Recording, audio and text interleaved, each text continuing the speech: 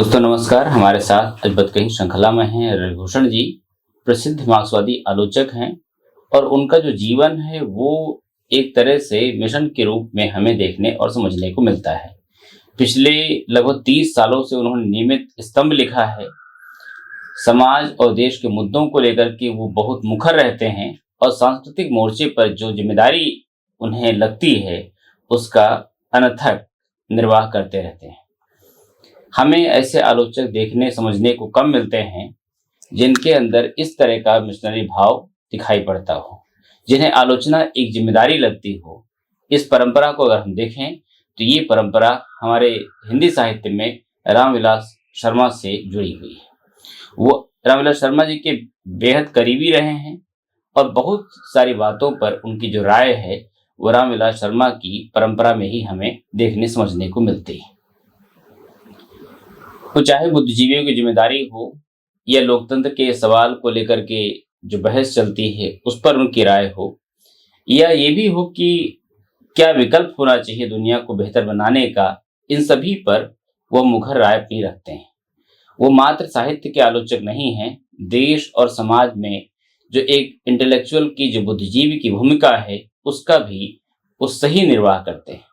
Sir, हमारे इस श्रृंखला में आपका स्वागत है और हम आपके साथ एक छोटी यात्रा करना चाहते हैं। छोटी मतलब ये है कि सपने हमारे बहुत छोटे कर दिए गए हैं, तो हम चाहते हैं कि इस यात्रा में हमें उन बातों को आप हमसे साझा करिए जहां से आपकी यात्रा शुरू हुई थी और किसने आपको जो पब्लिक इंटेलेक्चुअल की जो भूमिका है वो निर्वाह करने के लिए प्रेरित किया था। मैं समझता हूँ कि एमए करने के बाद 1968 में जब नक्सलवादी आंदोलन आरंभ हो चुका था, मैं उसके संपर्क में था। हिंदी में जितनी भी साहित्यिक लघु पत्रिकाएं निकल रही थी 1964-65 से लगभग मैं उन सभी पत्रिकाओं के संपर्क में था। मुझे ऐसा लगा कि नक्सलवादी आंदोलन आज़ादी के 20 वर्ष बाद आरंभ हुआ था और पहली बार इसने सत्ता परिवर्तन की बात नहीं कही थी, व्यवस्था परिवर्तन की बात कही थी। लोकसभा उपचुनाव में 60 के दशक के मध्य में संभवतः 1962 या 1963 में जब राम मनोहर लोहिया जब जीत कर आए थे, तब उनका एक ही मुद्दा था, वो था कांग्रेस का विरोध का, कांग्रेस का विरोध का। अब उनका वह मुद्दा और आज कांग्रेस मुक्त भारत का या विपक्ष मुक्त भारत का। तो राम मनोहर लोहिया जब अपनी थीसिस दे रहे थे, कांग्रेस मुक्ति की बात कर रहे थे, तो जाहिर है कि जो भी पार्टी आती, उनकी पार्टी सोशलिस्ट पार्टी थी, फिर सोशलिस्ट पार्टी भी कई धड़ों में 50 के दशक के आरंभ में ही बढ़ जाती है। तो ये सत्ता परिवर्तन की बात ये कर रहे थे, ये व्यवस्था परिवर्तन की बात नहीं कर रहे थे। मुझे लगा कि नहीं, व्यवस्था परिवर्तन की बात जो नक्सलवादी आंदोलन कर रहा है वह ठीक है। और ये बात एक दूसरे ढंग से जयप्रकाश नारायण ने 70 के दशक के मध्य में जब उन्होंने संपूर्ण क्रांति का एक चित्र खींचा था तब उन्होंने दिया था। लेकिन पटना में रघुवीर सहाय ने जब उनसे एक इंटरव्यू में यह सवाल किया था कि संपूर्ण क्रांति से आपका क्या आशय है, तो जयप्रकाश नारायण ने उन्हें ये उत्तर दिया था, वो तो आप लोगों को तय करना है। वो मेरे ध्यान में आया और मेरे मुंह से वो निकल गया। तो वह जो संपूर्ण क्रांति का नारा था, टोटल रिवॉल्यूशन वाली बात, वो कहने की वो थी। तो मैंने उस दौर को भी देखा पूरी तरह। और जब जनता पार्टी की सरकार बन गई, इमरजेंसी देखी, जनता पार्टी की सरकार बन गई, उसके बाद वह 5 वर्ष तक अपना कार्यकाल पूरा नहीं कर सकी। आपसी मतभेदों के कारण वह 2.5 वर्ष में ही वह समाप्त हो गई। उसी समय संभवतः 1977-78 में जब मैं भागलपुर विश्वविद्यालय में था, तो उस समय आपातकाल के दौरान बहुत सारे लोगों की जो गिरफ्तारियां हुई थी और पहले से भी बहुत सारे जो राजनीतिक कार्यकर्ता थे वो गिरफ्तार थे, जेलों में बंद थे। तो मैंने एक बड़ा जुलूस निकाला था भागलपुर में। पहली बार मैंने वही जुलूस निकाला था।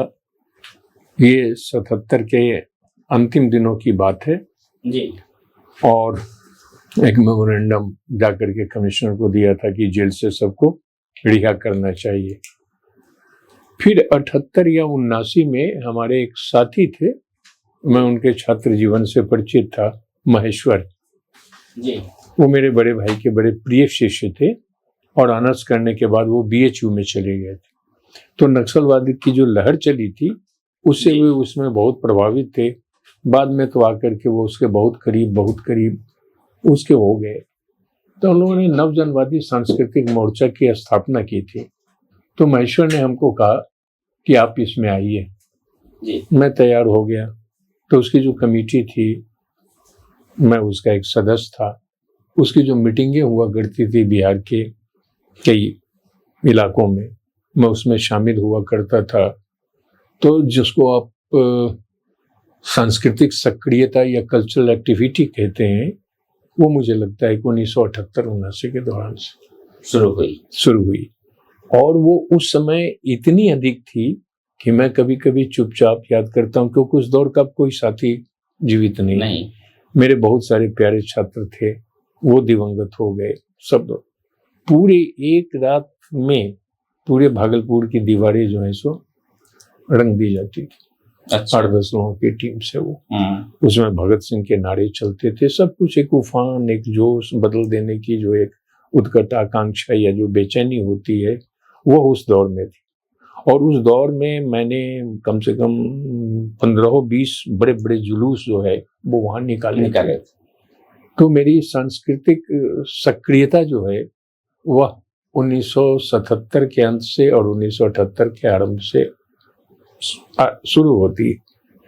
फिर नवजनवादी सांस्कृतिक मोर्चा के साथ मैं जुड़ जाता हूँ और बाद में चलकर जब भगत सिंह की शहादत की 50वीं वर्षगांठ मनाई जा रही थी 1981 में, तब मैंने बहुत बड़ा कार्यक्रम किया था भागलपुर में जी। जुलूस निकाला था और हम लोग जो जुलूस निकालते थे तो सड़कों पर गाते हुए चलते थे। अच्छा। हाँ, पूरी तरह से भगत सिंह को या नहीं, सारा फैज हो, ये हो, शाहिर हो, सब सारे लोग गाते हुए चलते थे। कौन नहीं, मैं भी गाता था, हमारे कुछ अच्छे छात्र वो गाते थे। तो मेरी सांस्कृतिक सक्रियता और गतिशीलता के 45 वर्ष मुझे लगते हैं। और उस समय मुझे वो दृश्य याद है, क्या जमाना था। पूरा मैंने 25 पैसे का कूपन निकाला था जी। और दुकानों में जाकर के मैं दिया करता था अपने कुछ छात्रों और के साथ जी। और कहता था कि 25 पैसे देने में जी आपको कोई असुविधा नहीं होगी जी।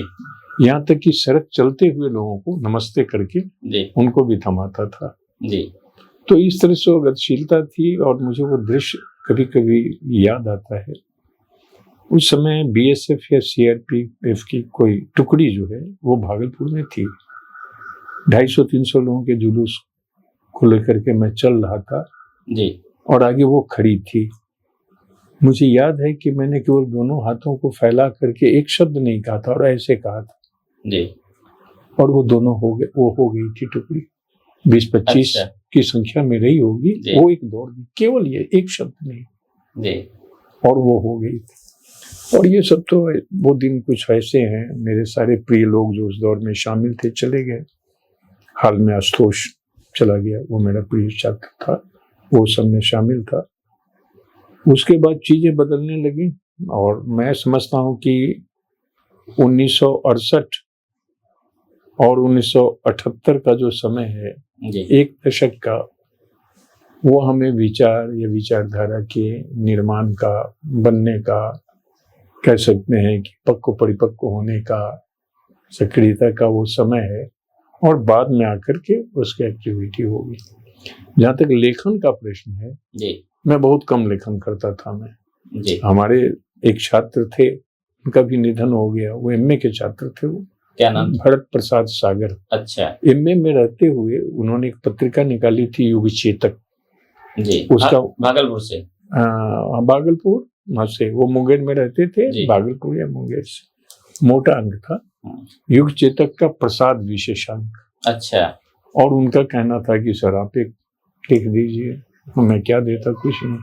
बहुत दबाव था कि आपको देना ही है। मेरे बड़े भाई डीजे कॉलेज में अध्यापक थे, यशस्वी। तो मैंने कहा कि ठीक। तो मैंने कहा कि कामायनी में नील वर्ण का प्रयोग। अच्छा। ब्लू कलर वाते थे, एक पन्ना ले जाते थे। तो शायद पहला लेख वो प्रकाशित हुआ। उसके बाद नचिकेता मेरा प्रिय साथी था, जिसका पिछले दिनों निधन हो गया। जी। वो भी लगे रहे, अंतराल पत्रिका निकालते थे। नचिकेता देसाई? नहीं, केवल नचिकेता। अच्छा। गीतकार, प्रसिद्ध गीतकार, समझ गए। नवगीतकार, जनवादी गीतकार वगैरह। तो मैंने उनको दिया कि नवगीत कितनी हार कितनी जीत। उस पर बावेला मच गया। जी। मैंने उसमें जितने भी गीतकार थे और अपना गुट बना करके जो कर रहे थे, मैंने उस पर आक्रमण किया था। ये 1972 की बात है जी। मद्रास, यहाँ बिहार से लेकर के मद्रास तक उनका जो नेक्सस ही हम कहेंगे जी बना हुआ था। तो उसको लेकर के मुझे काफी कुछ सुनना पड़ा। मैं ये दोनों लेख मेरे जो प्रकाशित हुए थे, मेरे पूरे नाम से, जो मेरा सर्टिफिकेट का नाम है, पांडेय रविभूषण प्रसाद, इस नाम से प्रकाशित हुए। जब नवगीत वाला लेख जब प्रकाशित हुआ तो बावेला मच गया। तो उन्होंने पांडेय रविभूषण प्रसाद को, एक व्यक्ति ने पांडेय शशिभूषण प्रसाद समझ लिया। वो मेरे बड़े भाई का नाम है, जो बाद में शीतांशु जी के नाम से जाने जाते हैं। तो उन्होंने कहा कि ये तो कहानी पर लिख रहे थे, अब ये गीत पर भी लिखने आ गए। मैंने कहा कि मेरे कारण जो है मेरे बड़े भाई भी लपेट में आ गए। तो मैंने जिसको कहते हैं कि वो अपना दोनों आगे पीछे मुकुट पदस्त्राण हटा दिया। उसके बाद से मैं केवल रविभूषण के नाम से लिखने लगा। और मैं लघु पत्रिकाएं जितनी निकल रही थी वो देख रहा था, मूवमेंट्स जितने हो रहे थे वो देख रहा था। जेपी के मूवमेंट के मैं पक्ष में नहीं था, क्योंकि वो किसानों का मूवमेंट नहीं था, मजदूरों का मूवमेंट नहीं था, वो मुख्य छात्रों का मूवमेंट था। इस तरह से बीतता है 1980, 1981 और 1980-81 से चीजें इस देश में और दुनिया में भी बदलने लगी थी। उस समय उस पर मेरी ज्यादा नजर नहीं थी, लेकिन थोड़ी बहुत नजर थी, क्योंकि डंकल का आगमन हो गया था 82-83 में। दिल्ली में 1-1.5 लाख उसके विरोध में जुलूस निकला, या भीड़ वगैरह थी, या सभा हुई थी। तो इस तरह से वो पूरा चला। इस बीच में जो राष्ट्रीय सेमिनार हैं उसमें मुझे बुलाया जाता था, तो कभी प्रेमचंद, कभी यहाँ वहाँ मैं गए।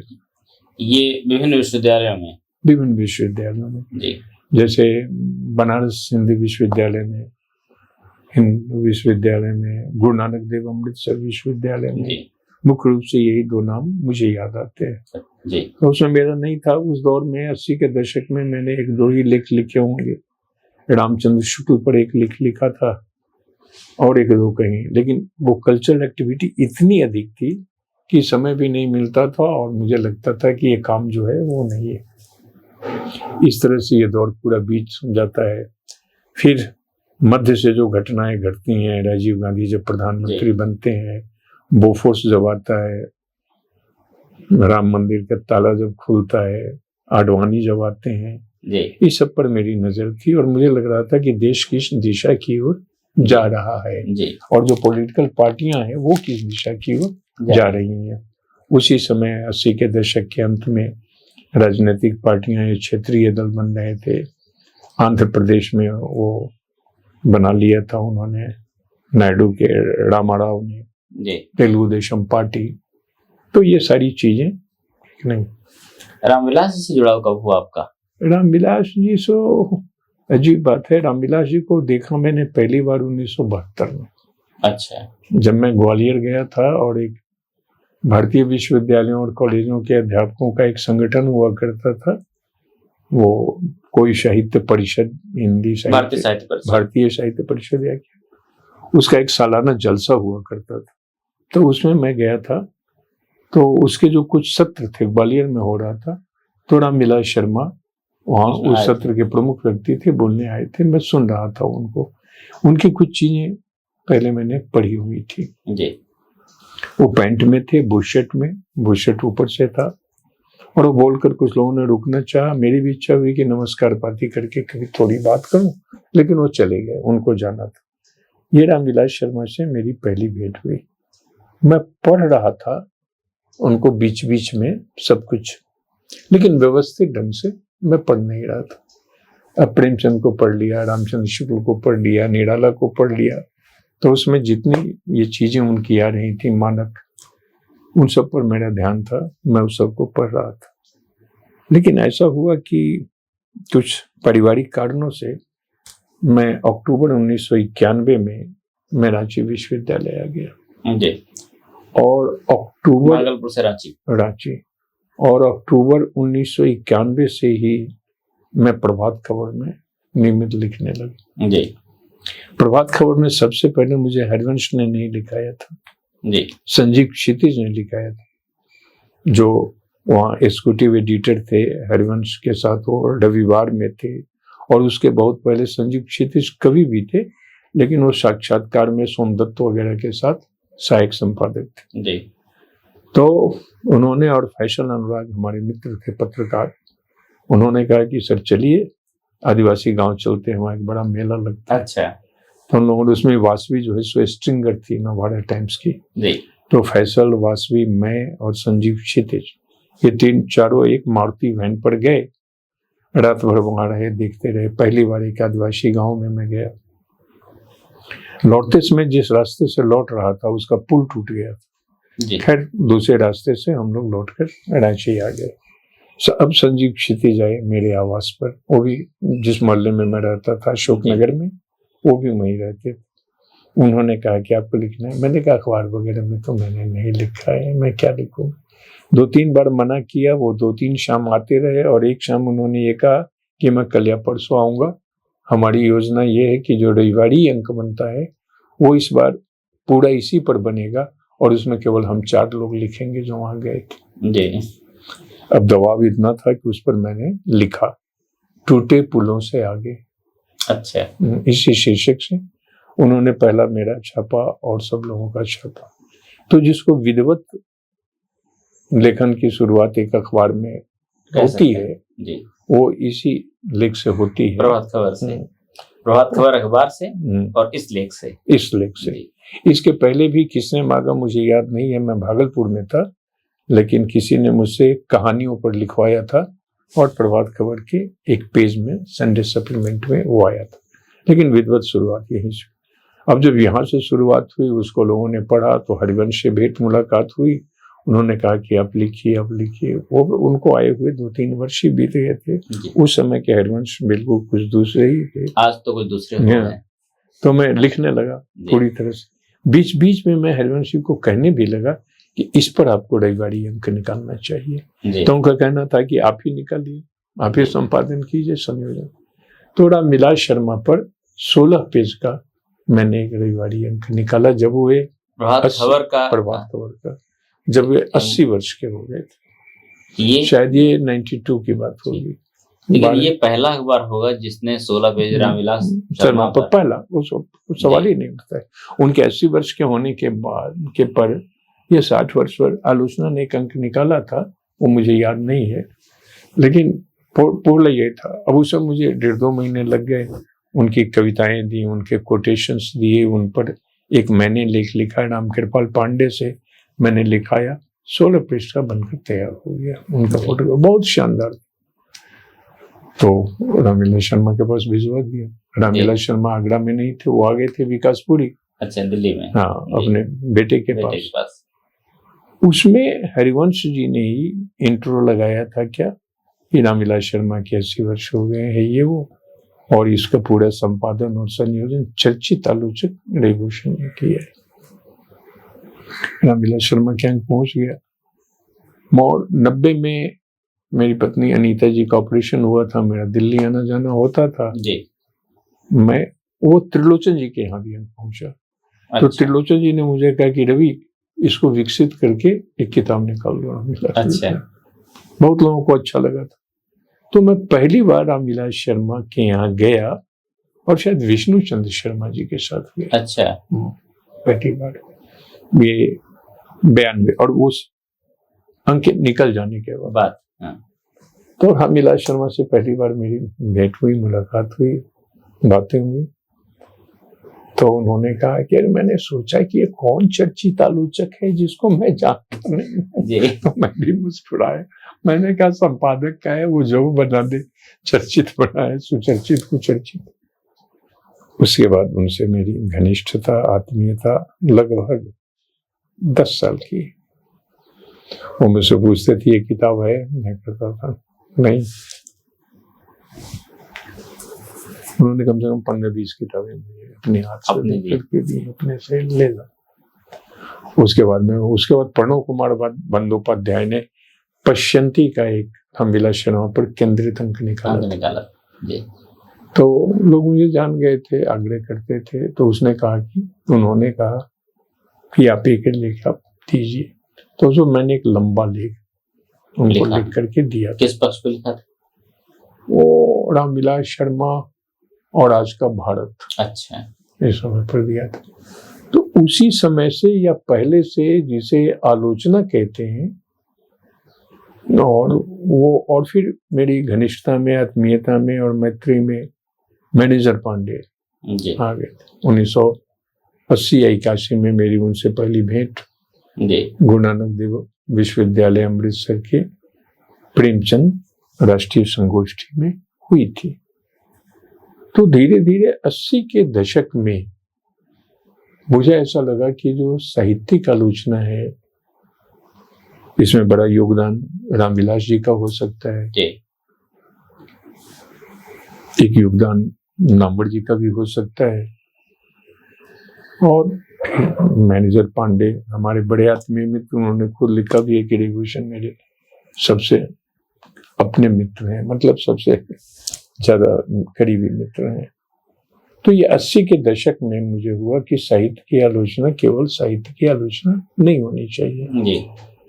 लेकिन इसके फॉर्मेशन में मुझे काफी टाइम लग गया, सोचने विचारने में, तुरंत में उस पर नहीं आया मैं। और ये 90 के दशक आरंभ से ये लगभग दिमाग में तय हो गया। अब जब तय हो गया तो वहां पर इस तरह की भी चीजें चलती थी प्रभात खबर में, केवल सामाजिक राजनीतिक नहीं, मैं साहित्यिक लेख भी लिखा करता था, फिल्मों पर भी लिखा, संगीत पर लिखा, बहुत चीजों पर, नाटक पर लिखा, थिएटर पर लिखा, खुला हुआ था।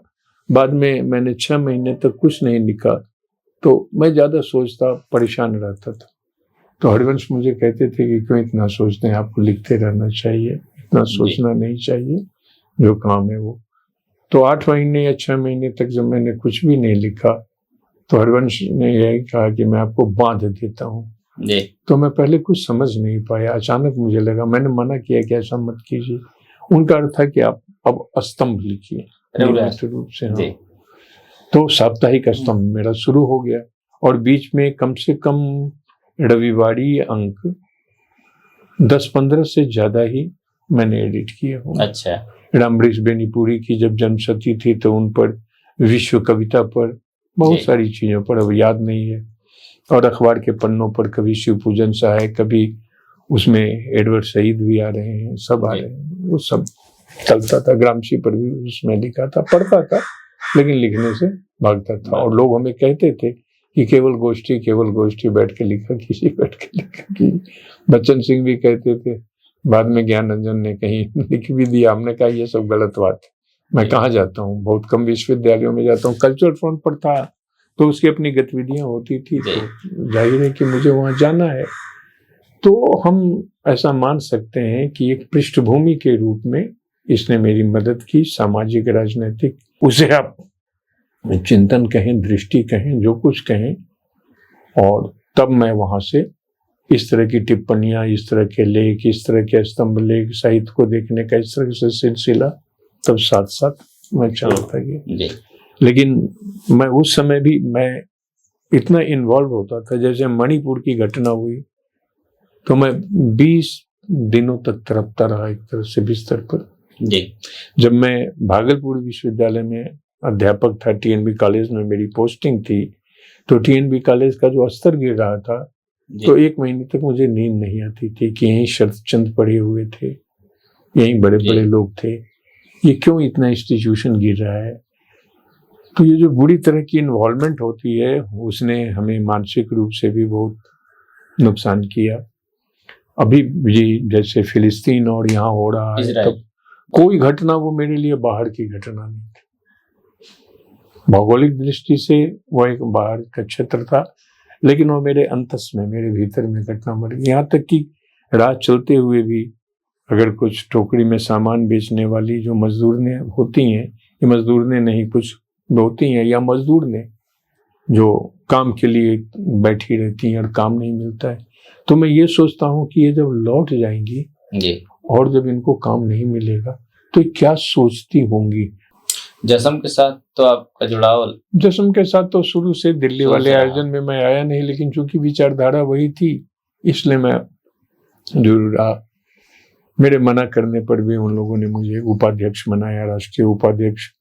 और पिछली बार रायपुर में मैं नहीं जा सका था कोरोना के कारण, लेकिन उन्होंने मुझे फिर राष्ट्रीय अध्यक्ष भी बनाया। बाद में मैंने उनसे, लोगों से, साथियों से, एग्जीक्यूटिव की मीटिंग में भी मैंने मना किया, क्योंकि उसको लेकर के एक हल्ला हंगामा फसाद भी शुरू हो गया जी, जिसमें मेरी अभी रुचि नहीं है, क्योंकि जिन लोगों ने, उसमें मेरे मित्र भी शामिल हो गए जी, और मेरे बारे में कुछ ऐसा बोलने लगे, लिखने लगे फेसबुक पर या नेत्र। कुछ से थोड़ा दुख आया हुआ, लेकिन दुख से ज्यादा हंसी आई कि ये लोग क्या कर रहे हैं। संस्कृति के मोर्चे पर जो सक्रियता आपको 80 के दशक में दिखाई पड़ती है, क्या वो सक्रियता बनी हुई है या उसमें कुछ कमी आई? वह एकदम बनी हुई नहीं है, उसमें बहुत कमी आई है, ये हमें एकदम स्वीकारना चाहिए।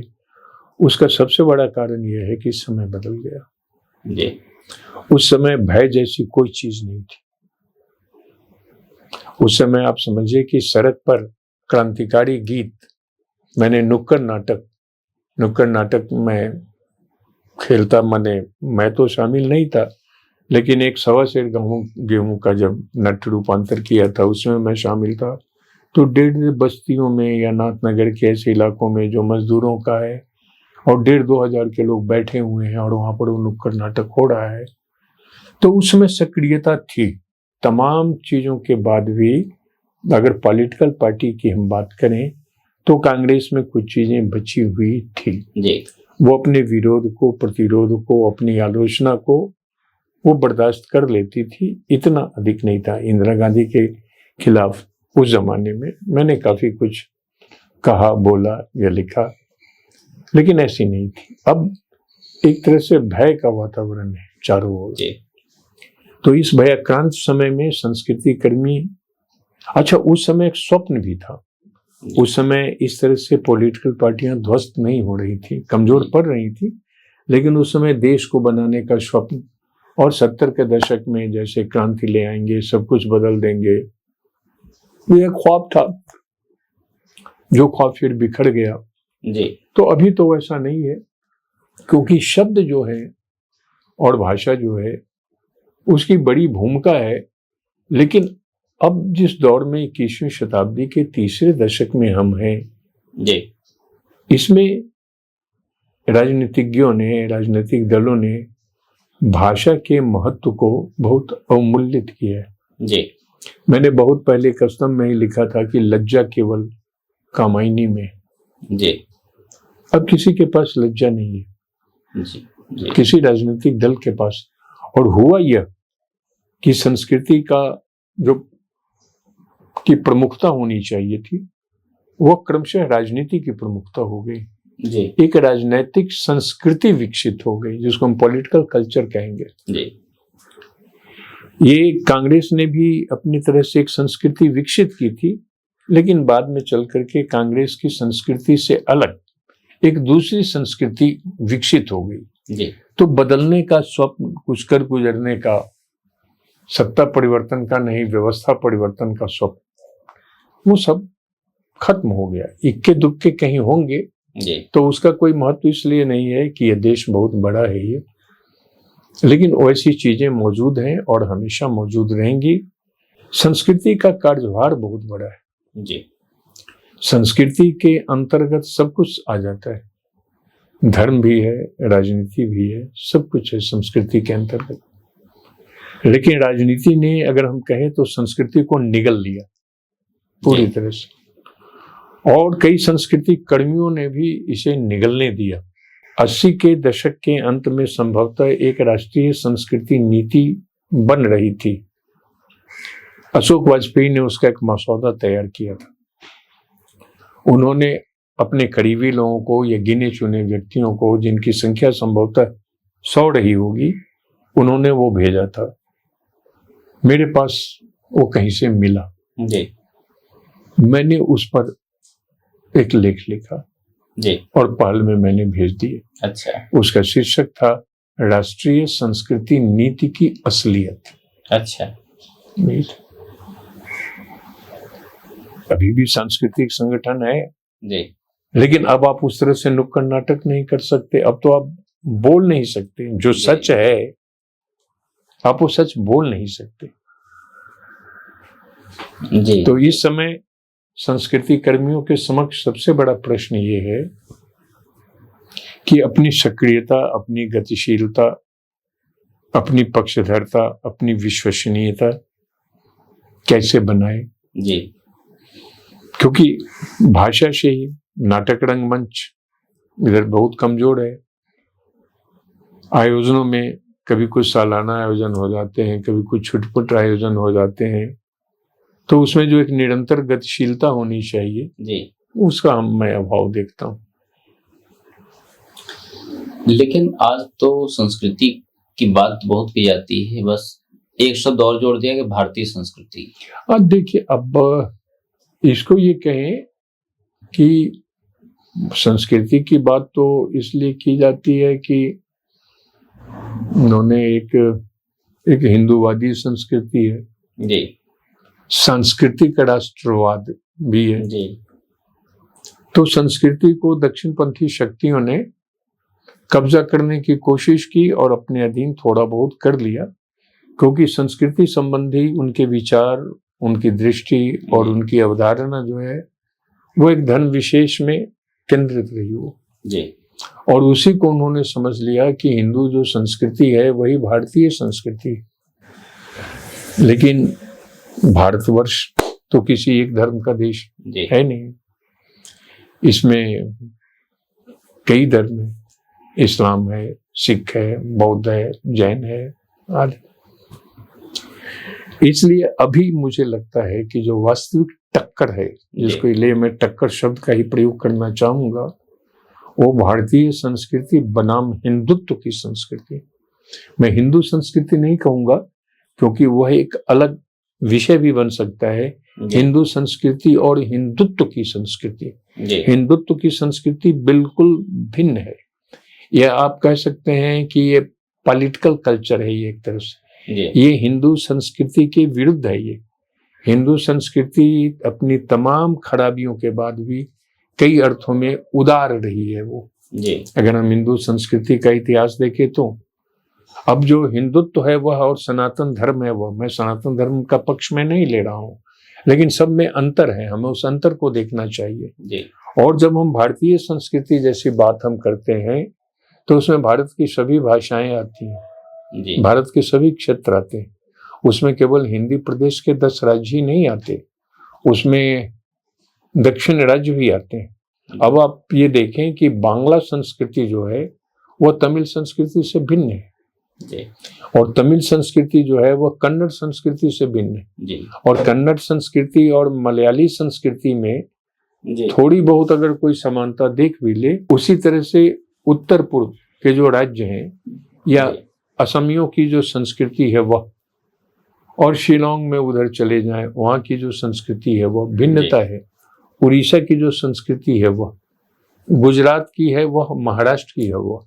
तो इतनी जो भिन्नताएं और विविधताएं हैं वो मिल करके भारतीय संस्कृति का रूपाकार ग्रहण करती है। आज उसे तोड़ने के ही नानाविध प्रयत्न हो रहे हैं और भारतीय संस्कृति को हिंदू संस्कृति बना लिया गया है। इस पर शायद किया होगा विचार, मैं नहीं जानता, लेकिन इसे आप अगर ध्यान से देखेंगे तो ये एजेंडा बहुत पहले से चला आ रहा है। अगर मैं साफ शब्दों में आपको कहूं तो जो राष्ट्रीय स्वयंसेवक संघ है जी जिसका जन्म 1925 में हुआ था, उसका नाम हिंदू स्वयंसेवक संघ नहीं है जी, उसका नाम है राष्ट्रीय स्वयंसेवक संघ। संघ। मतलब इनके जितने संगठन है, पितृ संगठन से लेकर बाद के सभी, आप देखेंगे वहां पर राष्ट्र और भारतीय जी, की चर्चा होगी। भारतीय जनसंघ उनकी political party, Bharatiya Janata party जी, इनकी कितनी वाहिनियां हैं इनकी? वाहिनियां तो जी, 53-56 है, जी। लेकिन आप ये देखिए जो इनके जो छात्र संगठन है अखिल भारतीय विद्यार्थी अखिल परिषद। भारतीय विद्यार्थी परिषद, जी, उसमें भी भारतीय। इस पर बहुत कम लोगों ने मुझे लगता है कि ध्यान दिया है। मैंने थोड़ा बहुत लिखा है कि क्यों हिंदू ना करें, जबकि उनका एजेंडा वही है। जी, मतलब वो शुरू से हमारे मानस में भारत और राष्ट्र और हिंदू को एक कर देना चाहते हैं, जी, और ये काम उन्होंने नाम स्थापन के जरिए और अन्य कई क्षेत्रों के जरिए उन्होंने इस किया। तरह किया। लेकिन वास्तविक रूप में जो भारतीय संस्कृति है वो तो बिल्कुल भिन्न है। जी, इसलिए हिंदू संस्कृति, अब आप देखें रामविलास शर्मा की आप बात आप कर रहे थे, रामविलास शर्मा ने अंतिम दिनों में जी, 2 खंडों में 1100-1200 पृष्ठों के वे दोनों खंड हैं, एक महाग्रंथ लिखा, भारतीय संस्कृति और हिंदी प्रदेश। जी, अब उसमें ये देखने की आवश्यकता है कि रामविलास शर्मा या अन्य जो प्रगतिशील मार्क्सवादी आलोचक हैं वो भारतीय संस्कृति को किस रूप में देखते हैं। ध्यान से देखा यह जाना चाहिए कि रामविलास शर्मा ने अपने अंतिम दिनों में 90 के दशक के अंतिम जी, जी, उन्होंने यह महाग्रंथ लिखा, भारतीय संस्कृति और हिंदी प्रदेश।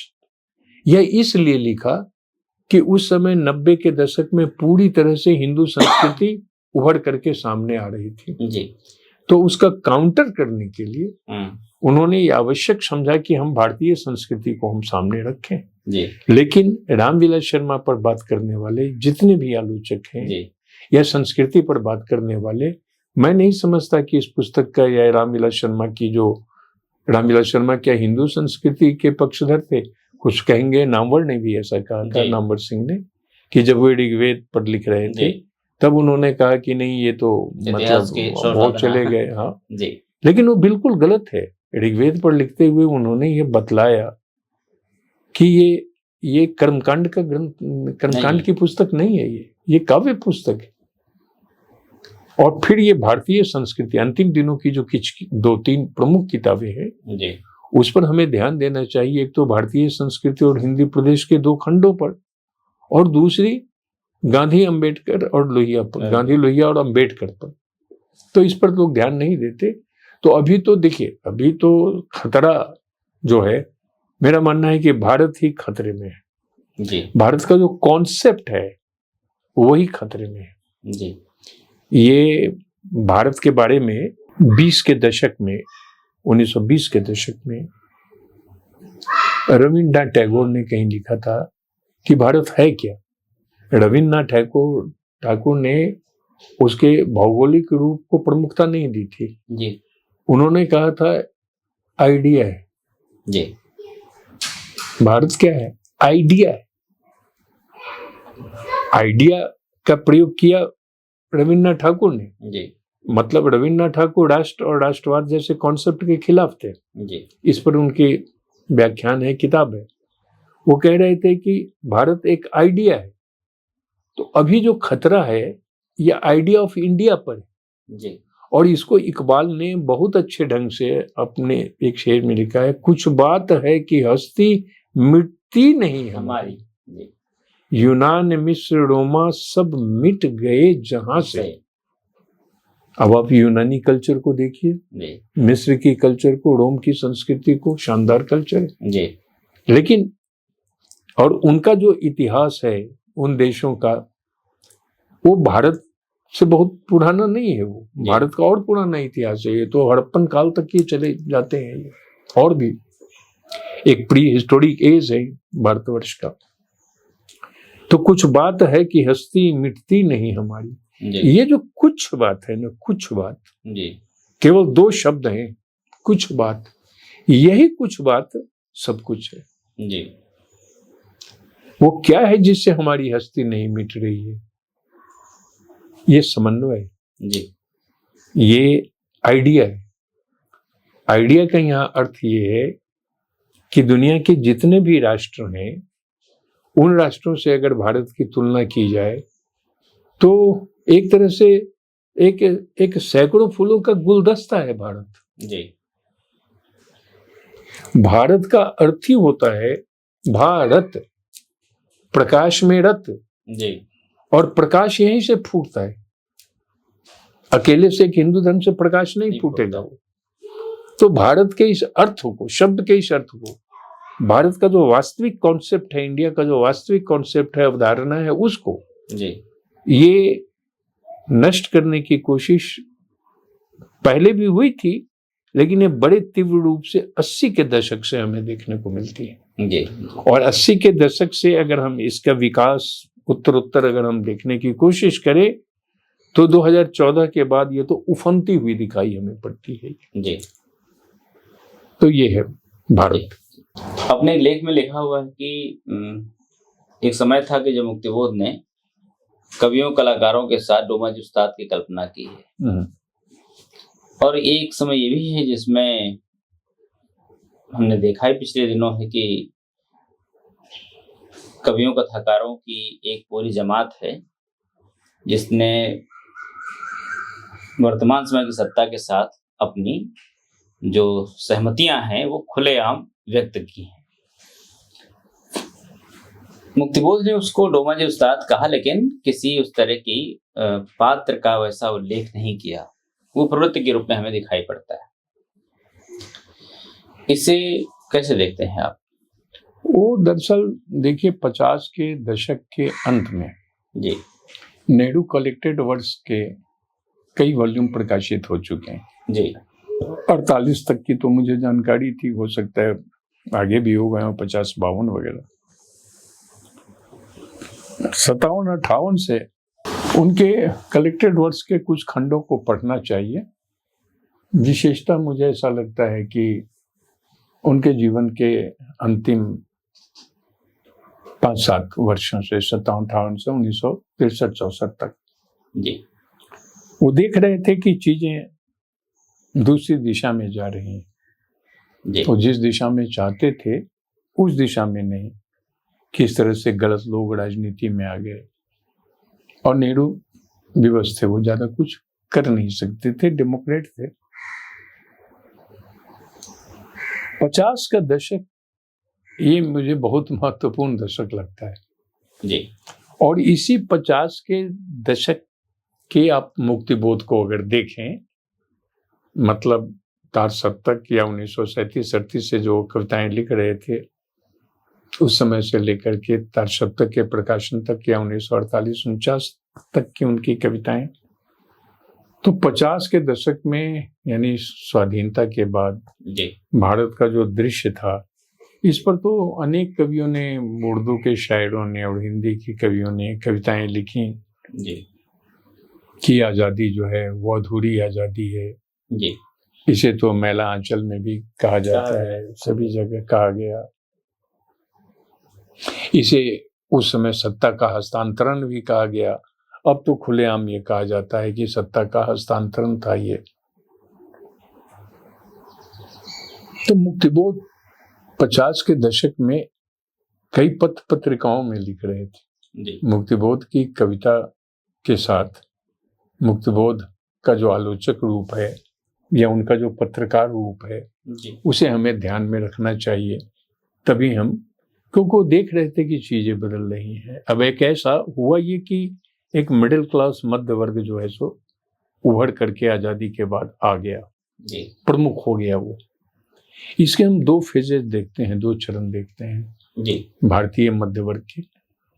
एक तो आजादी के तुरंत बाद ये जो उभर कर प्राय प्रत्येक क्षेत्र में आ जाने वाला मध्य वर्ग है वह, और दूसरा नव उदारवादी अर्थव्यवस्था के बाद जो आने वाला है मध्य ये वर्ग। तो नया मध्य वर्ग नया मध्य वर्ग है। जी तो उस समय भी जो मध्य वर्ग के, हमने यही कहा कि 2 चरण है, ये भारतीय मध्य वर्ग के जी 2 प्रमुख चरण में, इसे मैं मानता हूँ।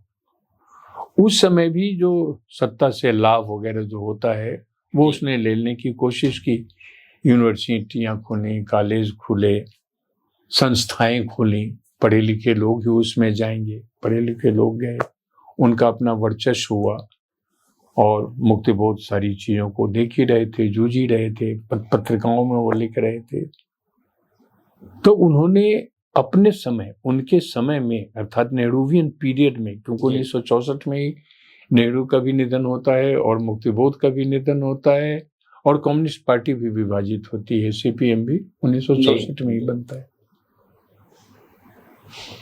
तो मुक्तिबोध अपने समय में चीजों को बदलते देख रहे थे कि चीजें इस दिशा में जा रही हैं, इतने विकराल रूप में, आज के विकराल रूप में जिसकी बात आप कर रहे हैं कि कुछ कवि और लेखक उधर जा रहे हैं, उधर तो कुछ था ही नहीं। उधर क्या था? एक भारतीय जनसंघ था या आरएसएस था उसका ये।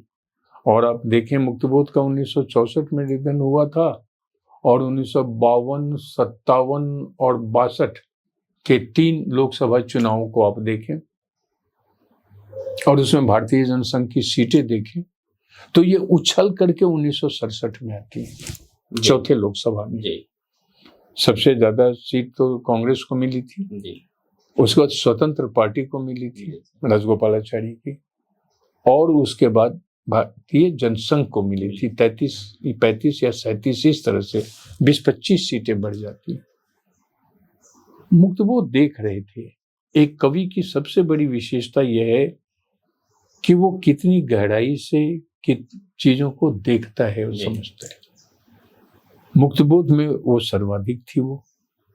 और तब मुक्तिबोध को लगा कि जो बुद्धिजीवी हैं, संस्कृति कर्मी हैं, कवि हैं, कोविद हैं, कलाकार हैं, वो सब डोमाजी उस्ताद के साथ। अब अगर आप अंधेरे में कविता में जहां ये पंक्तियां आती हैं उसको रखें और रामदास कविता को रखें, तब एक सिलसिला मिल गया। अपराधी है नहीं, लेकिन आज की अगर तारीख में देखा जाए तो अगर वह मुंह नहीं खोलता है तो अपराधी है। समर शेष है में दिनकर ने तो लिखा ही कि 2 तटस्थ हैं, समय लिखेगा उनका भी अपराध। तो आज जो बोल नहीं रहा है वो तो अपराधी है। और डोमाजी उस्ताद या जो ब्रिगेडियर वगैरह है वो सबके साथ है, वो एक साइलेंट है, वो एक दहशत में है। मुक्तिबोध यह देख रहे थे कि अब दहशत जो है वो उत्पन्न हो रहा है, लेकिन मुक्तिबोध ने इसे देखा कैसे? ये खुद उनके जीवन से संबंधित है। संभवतः ये 1962 का वाकया है जब उनकी वो किताब कोर्स में लगने के लिए उन्होंने लिखी थी, भारतीय संस्कृति, भारत इतिहास और संस्कृति। तब उसको लेकर के जो जबलपुर में और बगल के कुछ शहरों में भी जो कुछ शोर शराबा हुआ, बैन करने की, प्रतिबंधित करने की जो मांग उठी, वो सबको वो देख रहे थे। मुझे ऐसा लगता है कि कविता में ये पंक्तियां जो आती हैं ये उस घटना के बाद आती हैं।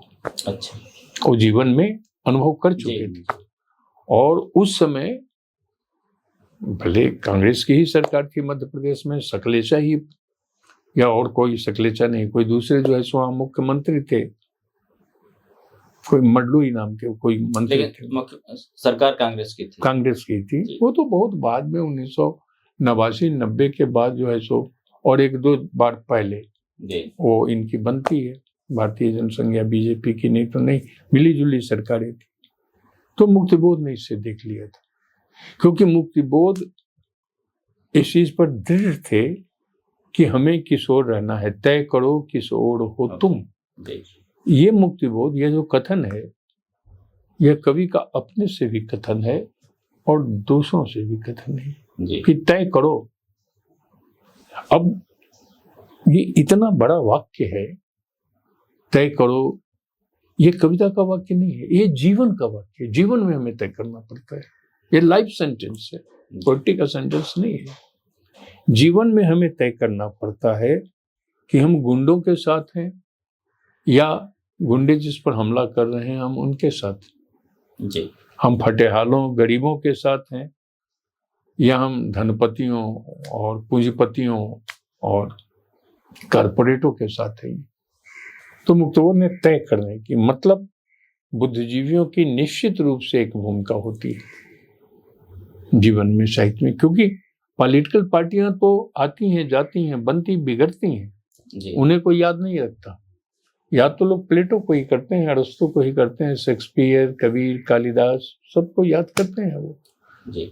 बहुत कम को याद करते हैं। वो सिंहासन पर जो बैठा हुआ है जी, उसकी याद कम की जाती है। वो हिस्ट्री की किताबों में वो दर्ज है, वो क्या कहते हैं कि सेल्फ में वो मौजूद है जी, लेकिन कभी तो अपनी वाणी में प्रवाहित हो रहा है ना जी, इसलिए उसे याद करते हैं। तो मुक्तबोध ने उसे देख लिया था। आज तो जो स्थिति है सबके सामने है। आपने जो मध्यवर्ग की बात की, नए मध्यवर्ग की, इसके लिए एक और भी बात कही जाती कि ये मध्यवर्ग अपनी चेतना में मध्यवर्ग को एक तरह से रिप्रेजेंट नहीं करता है, क्योंकि ये कंज्यूमर क्लास है, उपभोक्ता वर्ग है, तो इसकी क्रय शक्ति के आधार पर ही इस वर्ग को नाम दिया गया।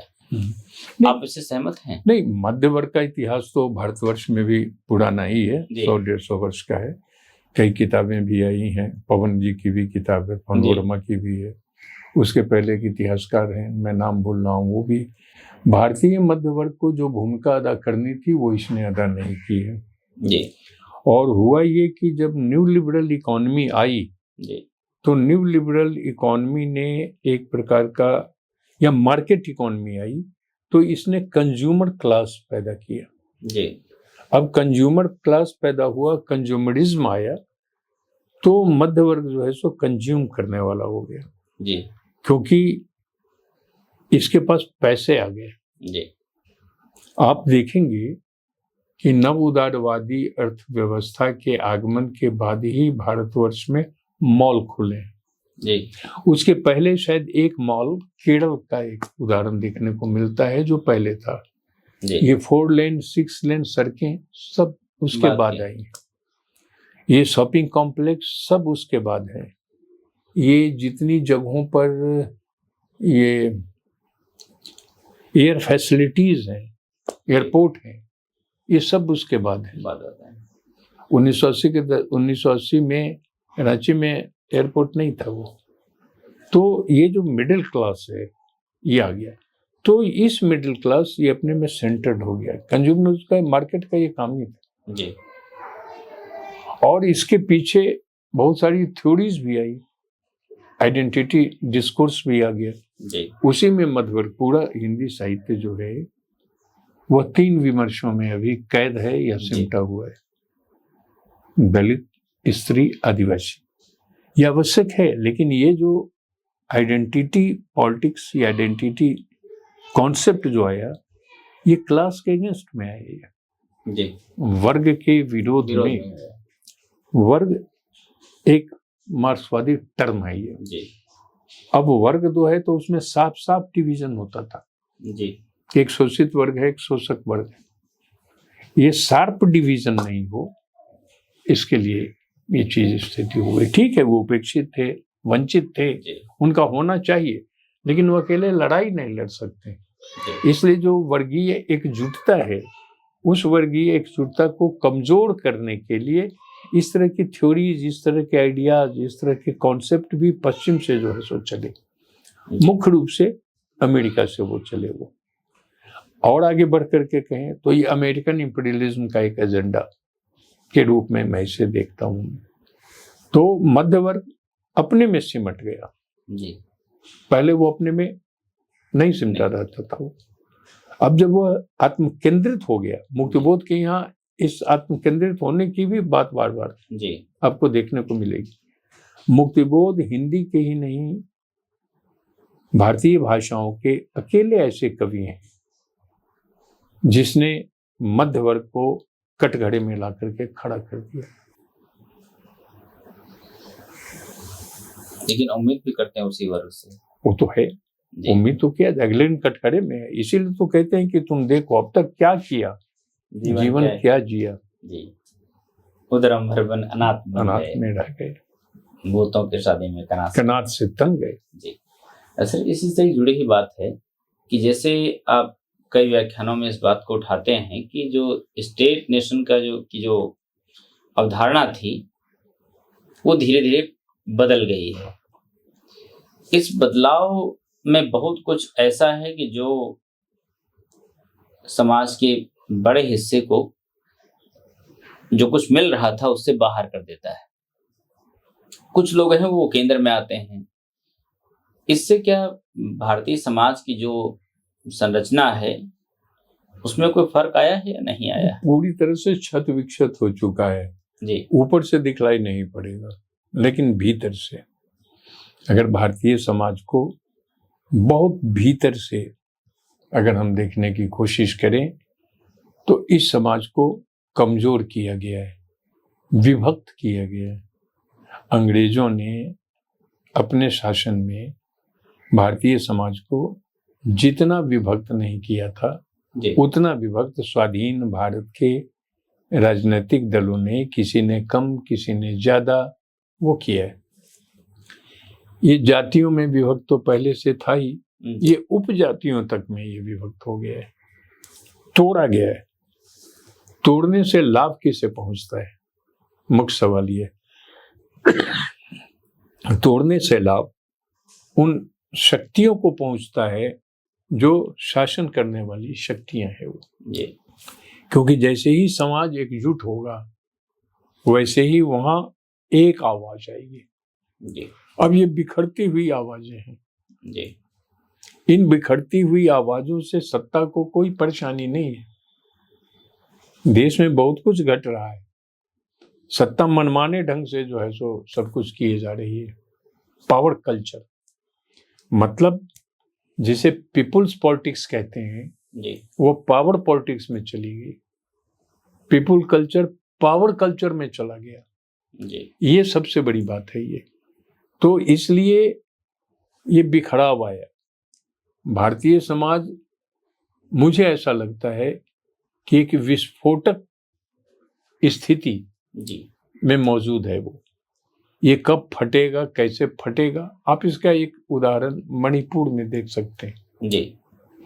वहाँ मुख्यतः नगा भी हैं लेकिन मुख्यतः कुकी हैं और मैतेई हैं वो। इन दोनों के बीच और उसमें राज्य की जो भूमिका है वह मैतेई चूंकि बहुसंख्यक हैं और राज्य की भूमिका उनके पक्ष में चली आई है क्योंकि उन्हीं लोगों की सरकार है। तो यह जो विभाजन की प्रक्रिया है यह बहुत खतरनाक है। ये धर्म के आधार पर तो जितना अधिक हुआ है वो साफ दिखाई पड़ता है। मंदिर मस्जिद ये बनाई। अब जहां पर आप साफ पानी पीने के लिए लोगों को नहीं दे रहे हैं वहां मंदिर बनाने का क्या अर्थ है? ये दिमाग को मोड़ देना है। ये मस्तिष्क को, भारतीय समाज को जो विवेकवान होना चाहिए उसे अंधभक्त बनाया जा रहा है, अंधास्था में उसे ढकेला जा रहा है। तो ये तो हराश के लक्षण है। ये किसी भी दृष्टि से इसकी प्रशंसा नहीं की जा सकती और ये नहीं कहा जा सकता कि गांव में अगर सड़कें अगर बन गई हैं और सभी के हाथ में मोबाइल है या बच्चों पढ़ने वाले लड़कों के पास जो है सो लैपटॉप है तो इससे चीजें बहुत विकसित हो गई। छोटे छोटे बच्चे उसमें जो है सो भेदभाव आ गया है धार्मिक दृष्टि से। सवर्ण अवर्ण पहले भी थे, पहले भी भेदभाव था। ये सब इतने गहराते चले जा रहे हैं और उससे लोग कमजोर होते जा रहे हैं। समुदाय यानी समुदाय प्रमुख हो गया है, समाज प्रमुख नहीं है, समुदाय प्रमुख हो गया है। और अब आप देखें समुदाय प्रमुख हो गया तो ये जो पूरी सबाल्टर्न हिस्ट्री जो है वो तो कम्युनिटी को ही महत्व देती है ना, वो तो क्लास को महत्व नहीं देती है। तो ज्ञान के क्षेत्र में, इतिहास के क्षेत्र में देखें, राजनीति के क्षेत्र में देखें, कला के क्षेत्र में देखें, साहित्य के क्षेत्र में देखें, विचार के क्षेत्र में देखें, सभी लोग सभी जगह कुछ ऐसा फैलाव है, ऐसे एक जाल में फंसा दिया गया है कि अब बहुत कठिन लगता है उस जाल को छिन्न भिन्न करना। लेकिन ठीक है, शक्तियां तो है ही हैं, छिन्न भिन्न करने के लिए तो लगेंगी, लगी रहेंगी वो। जी, आपने एक लेख लिखा है उसमें भारतीय लोकतंत्र को लेकर कुछ बातें कही हैं। उससे प्रेमचंद की बात भी करते हैं और जब भी हम अपने वर्तमान की बात करते हैं तो उस समय वर्तमान व्यवस्था जिस तरह से लोकतंत्र का अपना मायने सिद्ध कर रही है, साबित कर रही है, उसकी भी बात होती है। तो उस समय तो अकेले राय साहब हैं, जिनके बारे में कहते हैं, प्रेमचंद ने लिखा है भी है कि उस राज्यों को चंदा भी देते हैं और ब्रिटिश हुकूमत को डालियां भी भिजवाते हैं। आज के दौर में लोकतंत्र की क्या स्थिति है?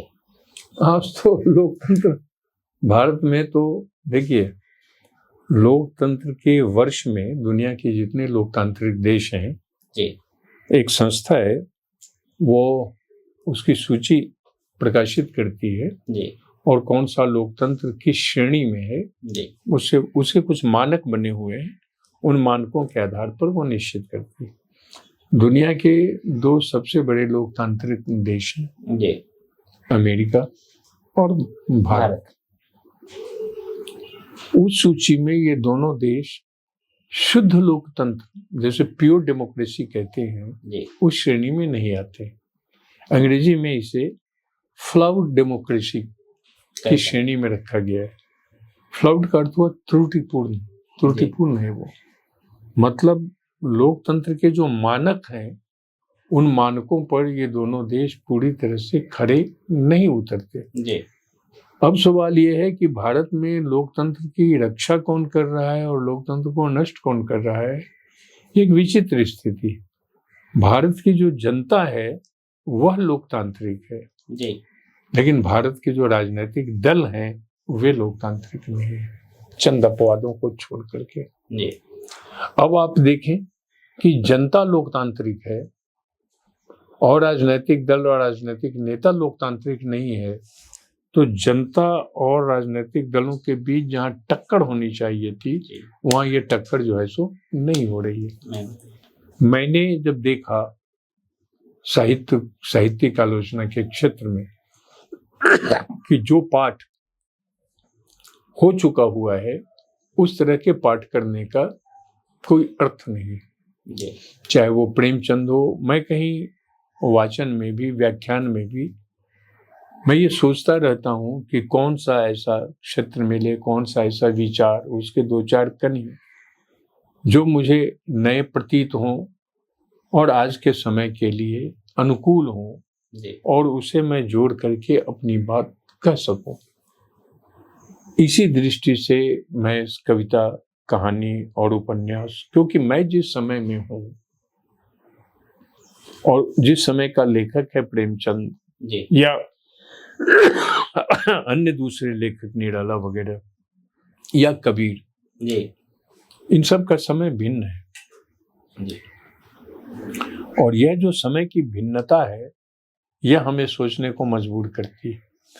मुझे लगा कि प्रेमचंद के इस पक्ष पर, प्रेमचंद पर इतना लिखा गया, शानदार लिखा गया है, लेकिन प्रेमचंद के इस पक्ष पर शायद किसी ने ध्यान नहीं दिया है।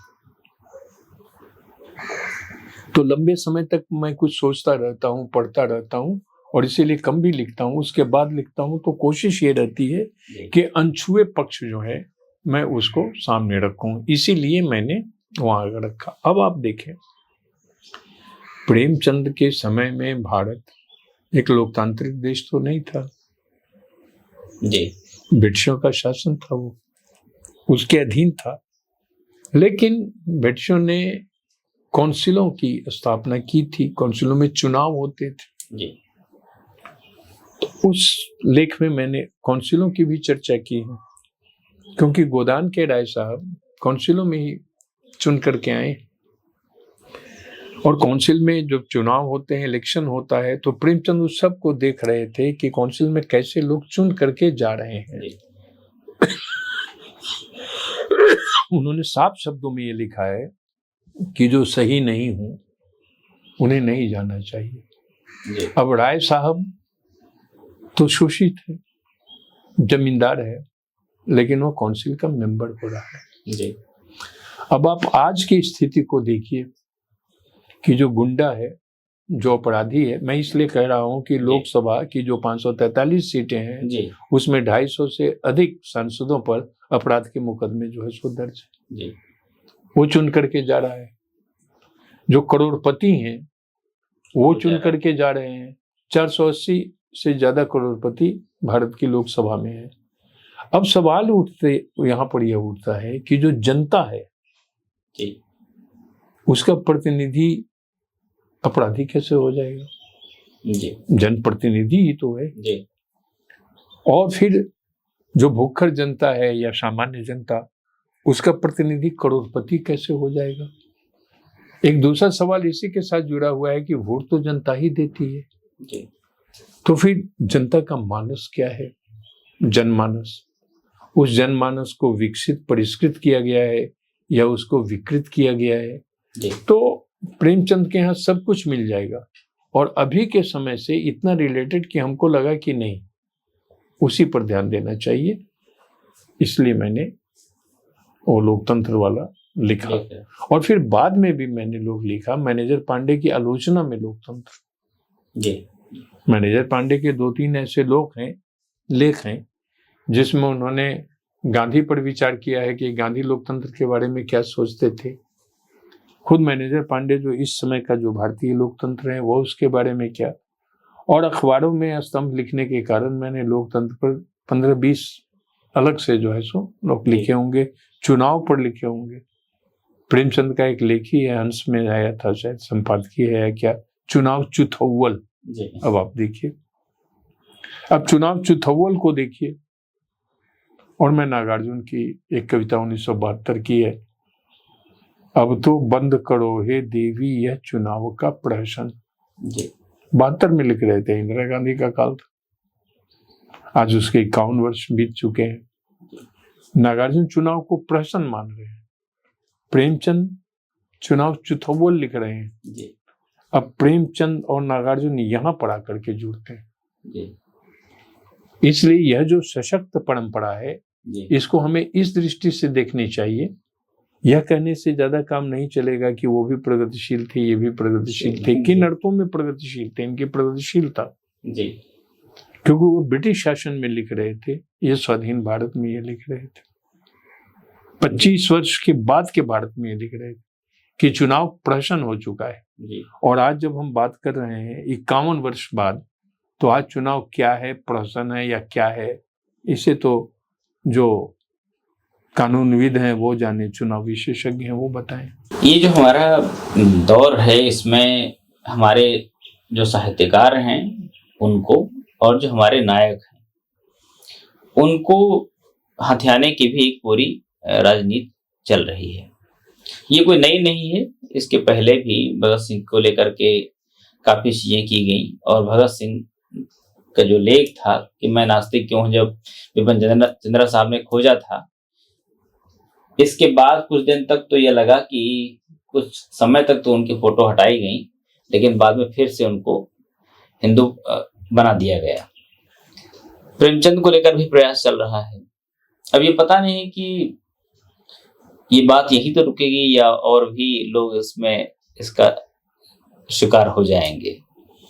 लेकिन जो प्रतिरोध है इन सब चीजों को लेकर के, साहित्यकारों को लेकर के, नायकों को लेकर के, क्या वो प्रतिरोध आपको दिखाई पड़ता है कि उस तरह से हमारा सक्रिय प्रतिरोध तो नहीं है, भाषिक स्तर पर प्रतिरोध है जी।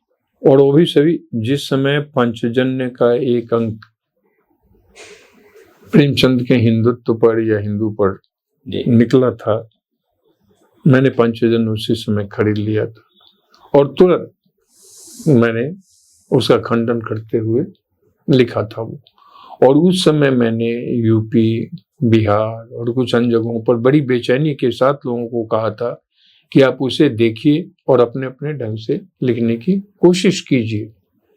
तो अब सवाल यह है कि प्रेमचंद पर तो है ही, क्योंकि जो आपके नायक हो सकते हैं उसको छीनने की कोशिश या अपना नायक बनाने की कोशिश ढूंढ लेने की जी।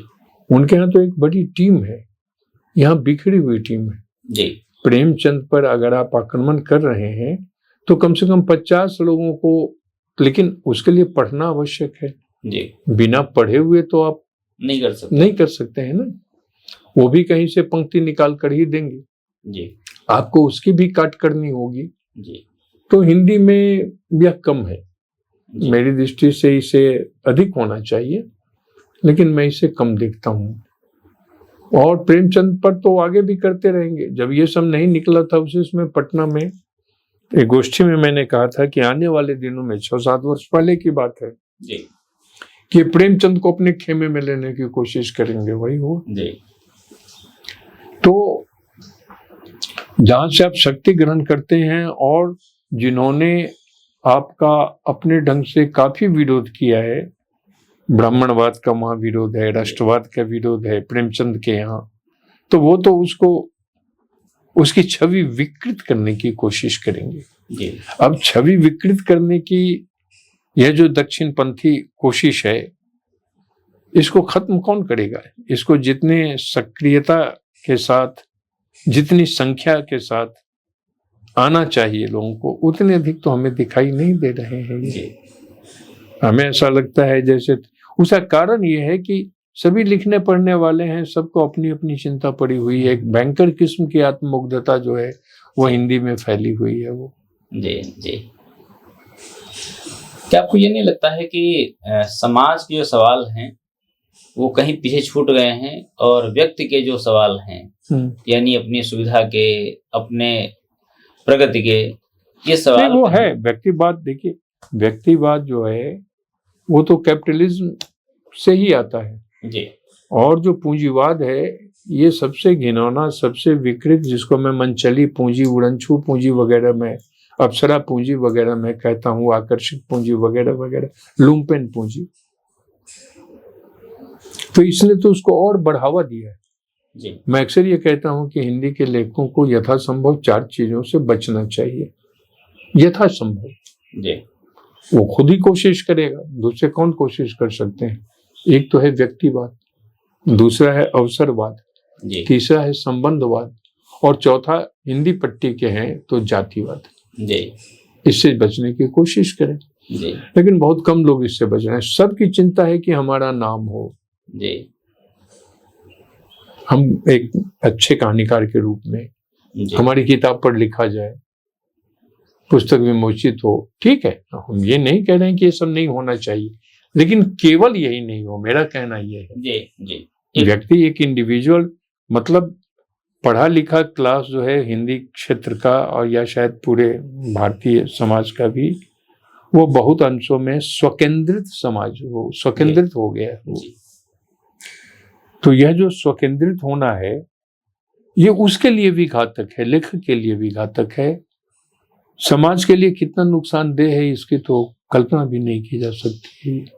क्योंकि तो बोलने वाला होगा कौन? अगर यहाँ गलत हो रहा है जी, तो कौन बोलेगा कि ये गलत हो रहा है? इसलिए साहित्य, मेरा अपना मत है कि हमेशा सत्य की रक्षा करता है जी। सत्यनिष्ठ होता है, सत्य के साथ वो खड़ा होता है। राजनीति झूठ के साथ खड़े होती है जी। अभी देखिए कि कितना झूठ चल रहा है जी। मैंने अपने के कहीं भाषण में ही पिछले दिनों 1-2 महीने पहले ट्रंप के झूठ की चर्चा की थी। वॉशिंगटन पोस्ट ने ट्रंप ने अपने राष्ट्रपति रहने के दौरान कितने झूठ बोले जी। वो उसने बतला दिए कि इसने 23,000 इतने 100 सब झूठ बोले, और तब बतलाया कि एक दिन में इसने 62 या 68 झूठ बोले। मैं उसको घंटे पर ले आया कि 1 घंटे में इसने 250 से ज्यादा झूठ बोले। भारतवर्ष के नेता लगातार झूठ बोल रहे हैं, लेकिन वॉशिंगटन पोस्ट जैसा अखबार नहीं है और उस तरह कोई चीज नहीं है कि यहाँ उसका झूठ बताया जाए। ये झूठ 2 तरह के होते हैं। एक तो अज्ञानवश होता है कि तक्षशिला जो है सो बिहार में था, यह अज्ञान के कारण जो है हम लोगों से भी कभी कभी गलतियां हो जाती हैं, स्वाभाविक। और दूसरा है जानबूझ करके बोला जाने वाला झूठ। भारत हिंदुओं का देश है, यह झूठ है जी। ये कितना बड़ा झूठ है कि देखिए जैसे देश में ये फैलाया जा रहा है। तो सवाल है कि जब झूठ चारों ओर जब छा गया हो जी, तो 2 ही स्थितियां हो सकती हैं, या तो झूठ को सब लोग स्वीकार कर लें, राजा नंगा है सबने कहना शुरू कर दिया, किसी ने नहीं कहा, सबने कहा कि नहीं ठीक है राजा ने वस्त्र पहना है, एक बच्चे ने कह दिया कि राजा नंगा है। तो कम से कम हिंदी लेखक एक बच्चे की भूमिका में तो आ गए। जी, तो बुद्धिजीवी की भूमिका क्या आप ऐसे ही बुद्धिजीवी मानते की हैं? भूमिका ऐसी सबसे बड़ी भूमिका है, उसे अपने समय में हस्तक्षेप करना चाहिए। जी, बुद्धिजीवियों की एक जिम्मेदारी होती है। मेरे स्तंभ लेखों की एक किताब का शीर्षक ही है बुद्धिजीवियों जी। की जिम्मेदारी। लेकिन मुक्तिबोध ने तो लिखा है कि बौद्धिक वर्ग है कृतदास, कृतदास क्या है, विचारों का है, उद्वास। लेकिन सभी नहीं है ना। जी, इसीलिए तो बार बार ये कहने की जरूरत है कि बुद्धिजीवियों ये की तो जिम्मेदारी, व्यंग में लिखा है। और व्यंग में और थोड़ी हकीकत भी है, थोड़ा क्षोभ भी है, दुख भी है कि बुद्धिजीवियों को जितना हस्तक्षेप करना चाहिए वो नहीं कर रहे हैं। और आज 50-55 वर्ष के बाद तो चीजें और कहीं बढ़ गई हैं। जी, 60 वर्ष के बाद क्या यही भूमिका आपको वैश्विक स्तर पर दिखाई पड़ती है बुद्धिजीवी? वैश्विक स्तर पर ऐसी भूमिका नहीं है। भारत में ये ज्यादा है। बुद्धिजीवियों में अगर भय हो जाएगा तो बुद्धिजीवी काहे का रहेगा? जी, उसे तो तय करना है ना, तय करो किसको रोको तुम। जी। लेकिन अगर आप हाँ, देखिए कि इस पूरे दौर में जो हिंदी समाज का बुद्धिजीवी है और जो हम बाकी भाषाओं के हम साहित्यकारों को, कलाकारों को हम देखते हैं, तो उनकी भूमिका कहीं ज्यादा बड़ी लगती है। जैसे युवानंद मूर्ति को देखिए, हाँ एकदम सही। गौरी लंकेश को देखिए, गिरीश कर्नाड को ही गिरीश देखिए। कर्नाड को देखिए, या महाराष्ट्र में दाभोलकर को देखिए। कितने लोग हैं जिन्होंने अपने विचारों को लेकर के बहुत दमन सहा है, बहुत सारे विरोध सहे हैं। क्या हिंदी समाज में इतनी मुखरता आपको नहीं, एकदम एकदम एकदम नहीं है। मेरा अपना मानना यह है कि आज के समय में भारतवर्ष में, आज के समय में बुद्धिजीवियों को अपने साथ कफन लेकर चलना चाहिए। जी, अगर आप डर गए, सच बोलने से डरते हैं तो क्या है? जी, आप केवल साहित्य केंद्रित रह गए और उस साहित्य में, उस कृति विशेष में जो समाज और समय के जितने स्वर जी, सुनाई पड़ रहे हैं, आप उस पर विचार न करके आप दूसरी जगह विचार कर रहे हैं, तो ये तो बेईमानी है। जी, आलोचकीय बेईमानी भी है, साहित्यिक बेईमानी भी है कि आप किसी कृति की समीक्षा कैसे करते हैं, किसी कृति की आलोचना कैसे करते हैं। और बुद्धिजीवी की तो बड़ी भूमिका होती है, वो तो बुद्धिजीवियों की साहित्यिक भूमिका नहीं होती ज्यादा, जी, सामाजिक, सांस्कृतिक और राजनीतिक भूमिका होती है बुद्धिजीवी की। जी, इसलिए बुद्धिजीवी, अब जैसे चॉम्स्की, जी, अमेरिका में नाक के नीचे 92-93 वर्ष की उम्र में भी उन्होंने जितना वहां की सत्ता व्यवस्था के बारे में लिखा है, आप उसे देखिए। यहाँ थोड़ा बहुत अरुंधति का नाम ले सकते हैं और कुछ लोगों का नाम ले सकते हैं, लेकिन ये गिने चुने लोग हैं। जी, उसमें भी तो अरुंधति पर तो कार्रवाई हो गई थी, जी, एक दिन के लिए उनको डाला भी गया था। तो भय है, बुद्धिजीवियों को भय मुक्त होना चाहिए। जी, लेकिन अभी सभी लोग जीना चाहते हैं। जी, क्यों जीना चाहते हैं ये उनको पता नहीं। जी, मरना तो कोई नहीं चाहता है। जी, आप देखिए कि समय कैसे बदला है भारतवर्ष का। जी, खुदीराम बोस 12-13 वर्ष की अवस्था थी, कहां से चल करके कहां गया। जी, भगत सिंह, आप बताइए कितने कम उम्र में, 23-24 वर्ष की उम्र में जी, उनको फांसी दे दी जाती है। एक वो दौर था। और आज देखिए डबल कैरेक्टर, दूसरा चरित्र। जी, हरिशंकर परसाई ने राजनीतिज्ञों के लिए जिस दोगलेपन की बात कही है, उसे थोड़ा दूसरे क्षेत्रों में भी बढ़ा करके देखा जाना चाहिए। जी। आपके एक लेख की काफी चर्चा और उसको लेकर काफी विवाद भी हुआ इधर, दीनदयाल उपाध्याय को लेकर के। क्या आपकी क्या धारणाएं हैं? क्योंकि हम चाहते हैं कि आपकी राय आनी चाहिए, क्योंकि बाकी लोगों ने जो राय लिखी है उस राय के बाद आपकी राय। जी, वो हुआ ये था कि उसमें मैं दिल्ली में था जी, और मुझे अचानक लगा कि दीनदयाल उपाध्याय की सेंटेनरी शुरू हो रही है। जी, तो मैंने सोचा कि उसी पर लिखना चाहिए। मेरी कोशिश उसमें ये थी, थोड़ी हमसे चूक हुई, थोड़ी ही हम मानते हैं, उसमें मैंने संकेत कुछ दिए। जी, जितना स्पष्ट कथन होना चाहिए, उसका शायद एक कारण ये भी रहा होगा कि जिस प्रभात खबर में मैं लिख रहा था, उस प्रभात खबर का संपादक बदल गया था, चीजें बहुत बदल गई थी। ये शायद 2018 वगैरह का कोई लिख रहा होगा, जहां तक मुझे याद है। उसमें मैंने ये दिखलाने की कोशिश की थी कि अभी दीनदयाल उपाध्याय को लेकर ये जो लोग हैं भाजपा वाले या इस तरह के सोचने वाले, वे दीनदयाल उपाध्याय को एक वाक्य में ही 8-10 शब्दों का प्रयोग किया गया है कि वो कवि हैं, विचारक हैं, अर्थशास्त्री हैं, दार्शनिक हैं, ये सब लिख दिया। और फिर मैंने लिखा था कि विचारणीय है जी। मैं उसका एक्सेप्ट नहीं कर रहा हूं। मैं विचारणीय जब कह रहा हूं तो दूसरों के लिए विचारणीय है। आप बिना पढ़े हुए उसको खंडन कर दें, बिना पढ़े हुए हम कहें कि आरएसएस कुछ नहीं है, ये बिल्कुल गलत है। आपको विचार करना होगा, खंडन करने के लिए विचार करना होगा। इसीलिए वहां जहां 3-4 जगह आया है कि विचारणीय है, विचारणीय है, विचारणीय है, वो पक्ष में लिखा हुआ लेख नहीं है। मेरी कोशिश ये थी कि उन दोनों के, उनके बीच में ही देखिए दीनदयाल उपाध्याय उनके इंटेलेक्चुअल है जी, उनके बौद्धिक।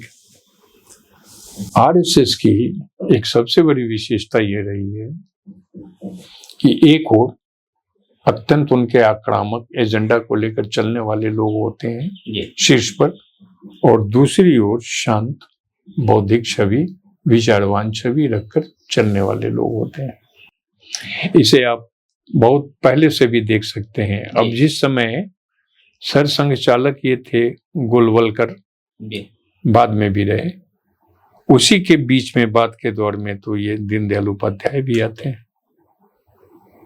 अटल बिहारी वाजपेयी और लाल कृष्ण आडवाणी।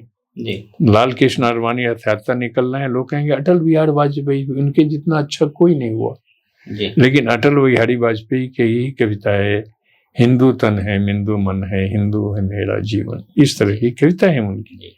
तो इससे वो गफलत पैदा करते हैं, भ्रम पैदा करते हैं कि आप आडवाणी की आलोचना करो और उनकी सराहना करो, दोनों वहीं से निकले हुए हैं। अर्थात हम पर जो है सो उस तरह का आक्रमण नहीं, ये आक्रमण या हमारा विरोध नहीं करो। मैंने इस चीज को ध्यान में रख करके उसको लिखा था कि जब दीनदयाल उपाध्याय चुनाव लड़ रहे थे तो उसमें कास्ट फैक्टर भी जो है सो शामिल आ गया था, उसका मैंने वहां उल्लेख किया था। मेरी कोशिश ये थी कि इनके बीच में ही जो है मैं कुछ मतभेद पैदा करूं, जिसमें मैं विफल रहा, लेकिन वो किसी भी दृष्टि से दीनदयाल उपाध्याय के समर्थन में लिखा गया लेख नहीं है। और उस लेख के पहले जो इतने मैंने लेख लिखे, उस लेख के बाद जितने मैंने लेख लिखे, दीनदयाल उपाध्याय जहां से आते हैं, मतलब जिस पितृ संस्था से, उस सब के बारे में लेख लिखे, इसकी किसी ने चर्चा नहीं की। और सब लोगों को ये लगा कि अरे ये तो मार्क्सवाद से फिसल गए, अरे इनको भाई चांसलर बनना है, इनको कुछ पाना है। तो हमें तो कोई ये भी बता दे कि जिस अखबार में लगभग 30 वर्ष तक मैंने लिखा, 800 से ज्यादा, लगभग 1000 मैंने कॉलम लिखे होंगे, वो हरिवंश से पूछ ले कि रविभूषण जी ने आपसे कोई चीज मांग की है? एक शब्द, कोई चीज नहीं। तो अक्सर मैं मुस्कुराता हुआ कहता हूं कि वो तो मेरे नाम से उन लोगों ने जड़ दिया। ये फेसबुकिया है, ये फेसबुकिया कमेंट में मैं इसको मानता हूं, क्योंकि मैं ये जानना चाहता हूं कि दीनदयाल उपाध्याय पर किसी ने लिखा है, गोलवलकर पर किसी ने लिखा है, सावरकर पर किसी ने लिखा है।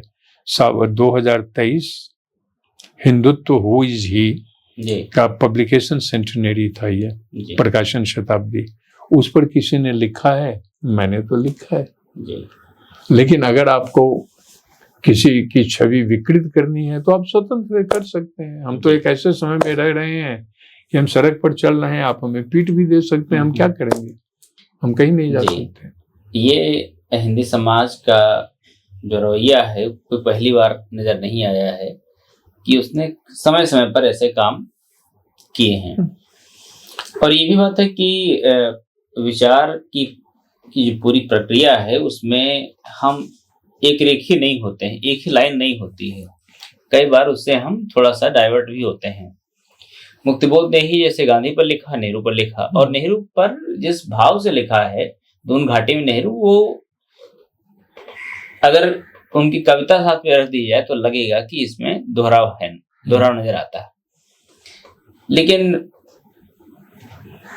कुछ चीजें छोड़ दी जाती हैं और कुछ चीजों को बाद में उछाला जाता है। इसमें हमारे जो बड़े रचनाकार और आलोचक हैं, उनकी भी भूमिका रही है। जैसे नामवर जी ने इतिहास की शोधसाधना लेख ही लिखा रामविलास जी के लिए। रामविलास जी का पूरा जो लेखन है उसमें उसका जो मूल्यांकन सिर्फ इतना ही नहीं है कि एक ही किताब मात्र नहीं है, और भी कुछ चीजें हैं। भारत में अंग्रेजी राज और मार्क्सवाद 2 खंडों की किताब लिखी और बहुत सारी चीजें उन्होंने देखने की दृष्टि बदली है। तो मुझे लगता है कि उसी का आप भी शिकार हुए कि वो तो चलेगा ही, वो चलते हैं। थोड़ी सहमतियां अगर हम उनकी उपेक्षा कर दें तो हमारा जो कारवां है वो और मजबूत नहीं हो। मैं आपको बताऊं कि वो एक स्तंभ लेख था वो जी। अभी तक मेरे स्तंभ लेखों की 3 किताबें प्रकाशित हो चुकी हैं। कहाँ आ गए हम वोट देते देते, बुद्धिजीवियों की जिम्मेदारी, आजादी सपना और हकीकत, और एक शायद सेतु वाले फिर ला रहे हैं फांसीवाद की दस्तक। अच्छा। और इसके अलावा अभी 4-5 किताबें जो हैं वो प्रकाशकों की हैं पढ़ी हुई। किसी ने इसकी चर्चा नहीं की कि इसमें वाहियात चीजें लिखी गई हैं। वाहियात चीजें लिखी गई हैं, ऐसी चीजों को छपना नहीं चाहिए। किसी ने इसकी चर्चा नहीं की है क्योंकि सभी फैक्ट है, फैक्चुअल है। वहां आप साइलेंट है। आरएसएस पर बार बार गोलवालकर कितनी चीजें हमने लिखी हैं जी। अब पूछने की इच्छा होती है कि और किसने लिखी है। जिन लोगों ने मुझ पर कहा किसने लिखी है, अगर आप सबसे ज्यादा उसके शिकार हो रहे हैं जी, तो आपको उसको पढ़ना चाहिए क्योंकि वह एक विचार है जी। आपने अपने विचार से, आप विचार से डगमगाए भी हैं जी, लेकिन वो 100 वर्ष तक अपने विचार से डगमगाया नहीं है जी। और आप देखिएगा कि 2025 में आरएसएस की जन्म शताब्दी कैसे मनाई जाती है, और 2025 भारतीय कम्युनिस्ट की भी जन्म शताब्दी है, ये कैसे मनाई जाती है अब देखेंगे। हम जिसका विरोध रामविलास शर्मा का अगर हम विरोध कर रहे हैं, नामवर सिंह का अगर हम विरोध कर रहे हैं, उनकी किसी स्थापना से अगर हम असहमत हैं, तो जाहिर है कि उनको पढ़ करके समझ करके तो ही हम लिखने की कोशिश करेंगे जी। कि हम ये कह देंगे कि नहीं रामविलास शर्मा जो है सो हिंदूवादी हो गए जी। हिंदी में इस प्रकार के जो अंग्रेजी में जैसे स्वीपिंग रिमार्क्स कहा जाता है जी, हिंदी में ये अच्छी खासी संख्या में है। ये रामविलास शर्मा ने जब ऋग्वेद वाली जो पुस्तक लिखी थी, उस पूरे डिकेट को गौर से देखिए, किसी ने विचार नहीं किया है कि रामविलास शर्मा महावीर प्रसाद वो ये द्विवेदी और हिंदी नवजागरण जी, जो किताब 1977 में आई जी, उसके बाद 1980 के बाद रामविलास शर्मा साहित्य विमुख होकर के जी, इस क्षेत्र में क्यों गए जी? क्योंकि 80 से ही पूरी दुनिया में ऐसी स्थितियां उत्पन्न हो रही थी और रामविलास शर्मा ने उसे देख लिया था। अब सवाल यह है कि हमारा जो इतिहास है, हमारी जो परंपरा है, उसमें क्या सब कुछ त्याज्य है जी जी? या तो आप मानिए कि सब कुछ त्याज्य है, तो अगर मानिएगा सब कुछ त्याज्य है तो आपको फिर बताना पड़ेगा जी। और सब कुछ ग्राह्य है ये भी नहीं कहा जा सकता जी। तो रामविलास शर्मा उनकी लड़ाई वर्तमान में भी लड़ते हैं, इतिहास में भी लड़ते हैं जी। इतिहास सबसे बड़ा युद्ध क्षेत्र हुआ करता है। आज जो इतिहास की पुस्तकों से या सिलेबस से जिस तरह से हटाया जा रहा है, उसका तो मुख्य उद्देश्य यही है, इतिहास को अपने मनोनुकूल करना जी। रामविलास शर्मा उसे बचाने की कोशिश कर रहे थे जी। हमारी जो रिक्त है, हमारी जो परंपरा है, ऋग्वेद में कुछ है, लेकिन ऋग्वेद सब कुछ ऐसा है। ऋग्वेद मनुस्मृति नहीं है ना जी। ऋग्वेद और मनुस्मृति में अंतर है। ऋग्वेद में शूद्रों के साथ ऐसा होना चाहिए, स्त्रियों के साथ ऐसा होना चाहिए, वो तो नहीं है जी। उन्होंने तो सब बताया है, वहां से सूक्त लिए जी, और वो सारे सूक्त मौजूद हैं। तो अब क्या कहा जाए? अब तो सर यहीं पर अपनी हम लोग इस बतकही को विराम देते हैं। आपने हमसे बात की, कई सारी जो धारणाएं थी उनको लेकर अपना जो आपका स्टैंड है वो रखा। हम उम्मीद करते हैं कि जो हिंदी समाज है इन बातों को समझेगा और कारवां मजबूत हो, इसके लिए हम सभी को प्रयास करना चाहिए।